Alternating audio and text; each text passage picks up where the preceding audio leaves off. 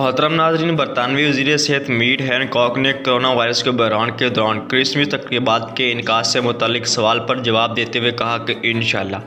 And lastly, there has been concerns over worship. Can I have a carol concert? Inshallah.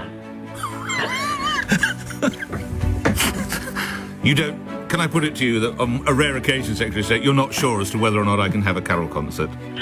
I'm going to let the Prime Minister explain to Parliament first. Well, as and when you get with him. Reports के मुताबिक एक radio station को interview देते हुए मेज़बान निक Ferrari ने इनसे सवाल किया कि क्या 2 दिसंबर को हुकूमत की पेश करदा नई गाइडलाइन के तहत अवाम क्रिसमस की तकरीबात और कैरोल कॉन्सर्ट मुनक़िद कर सकेंगी। मेज़बान की जानिब से इस सवाल के जवाब में चंद लम्हा खामोश रहने के बाद बरतानवी वज़ीर सेहत मीट हैनकॉक ने एक लफ्ज़ी जवाब दिया और कहा कि इंशाअल्लाह। क्रिसमस की तकरीब से मुतल्लिक इस एक लफ्ज़ के जवाब के अलावा हुकूमती पॉलिसी से मुतल्लिक कोई तफसील नहीं बताई।